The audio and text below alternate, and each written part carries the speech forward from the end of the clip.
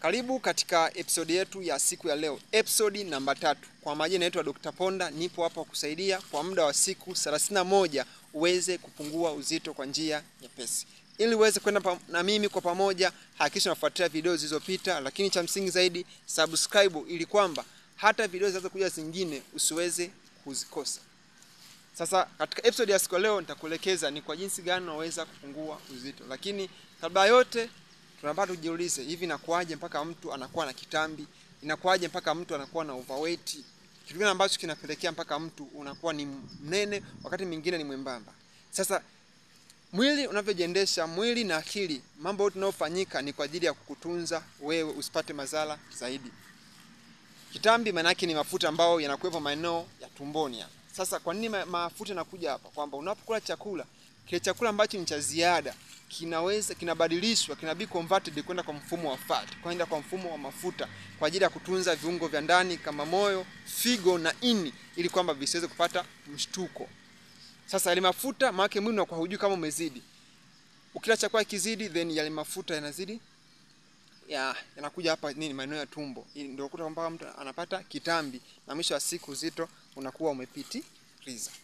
Sasa inakuwaje mpaka chakula kinazidi mwilini? Yaani mahitaji ya mwili unahitaji chakula kidogo, lakini unashangaa mpaka mtu anakuwa anakula zaidi ya mahitaji yake. Sasa mwanadamu kuna vitu viwili, kwa hiyo tunasema kuna logic part na emotional part. So wakati mwingine mtu anakula sio kwa sababu ana njaa, anakula ni kwa sababu ana hisia. Anakuwa anakula kwa sababu ya hisia.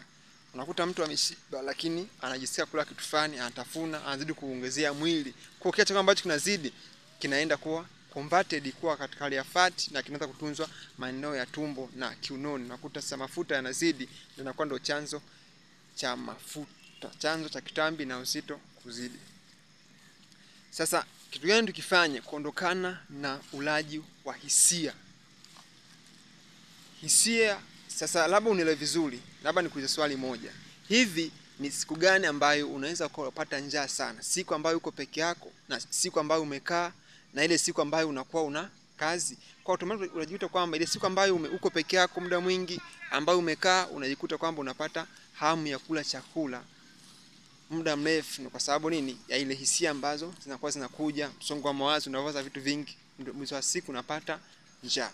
So kitu cha msingi cha kuzingatia unapohisi njaa yote ile, kabla ya kimbia kula, unaweza kunywa maji. Inakusaidia sana kupunguza ile hamu ya njaa. Lakini kitu cha kuzingatia, kuna mazoezi ya kupumua. Mazoezi ya kupumua. Unafanyaje?